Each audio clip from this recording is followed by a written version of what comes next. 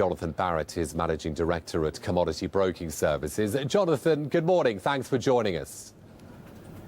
Good morning, Mark. Jonathan, what caused the sell-off in commodities yesterday? Mark, look, I think it's a combination of things that the market sort of looked at it and looked at the actual value for a lot of these commodities and said, I think we're priced too high given the fundamental nature. And I feel that it started as a trickle, but then it gathered momentum as people started to question a few things. I think the first question that they wanted to find answers with is the value of the US dollar. And also, because commodities are priced in US dollars, are in fact at good levels. And in my mind, that was one of the key issues that people wanted to discuss. The other one was whether or not the US economy was strong enough, given the fact that we've got the stimulus packages starting to roll off in June. Will the US economy actually continue to climb, or will that recovery stall? So I think it was a key couple of components that started this trickle, and because the market is all long, it just capitulated in one great big sell-off. I mean, silver seemed to be a key factor, doesn't it? You know, the margin requirement story back in the early of the week, got to whack down 85% more than you had to do a week or so ago. Yeah. Was that a big element? I think silver was interesting because, you saw the volatility as the market moved higher. And then obviously it started to come down, and because that volatility remained with us, the CME increased the margin profile, the initial deposits. And then that did act and squeeze a few of the traders that couldn't afford it. So I think that's a component that is very important, and I feel it'll be an issue that people will actually look at down the track. But I think that's one element that's caused it. But then you've got to look at the sell-off across the board in other commodities, with gold, with oil. Look what we've seen happening in sugar, coffee, all these other ones as well, cotton in particular.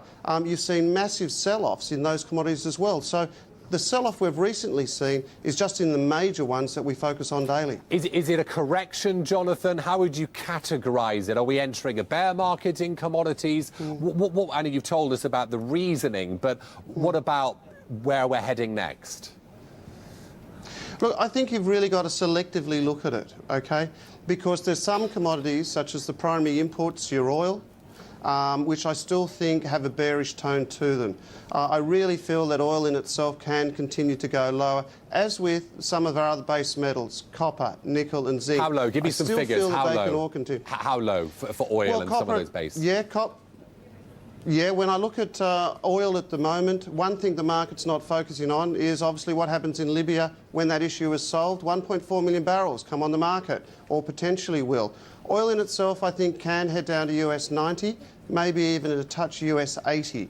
When I look at copper, I think there's a good move of 10 to 15% in the downside. Remember, copper is a litmus test for economic performance.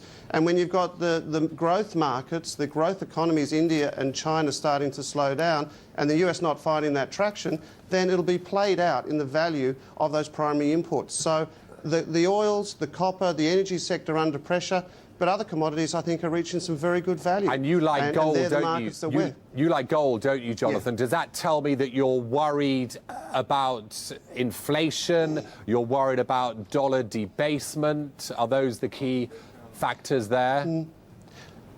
Not the dollar debasement, because I feel that that's in hand in itself. Remember, the dollar has been weak for some time, and given the volatility in the commodity markets we've seen, the dollar has remained very steady.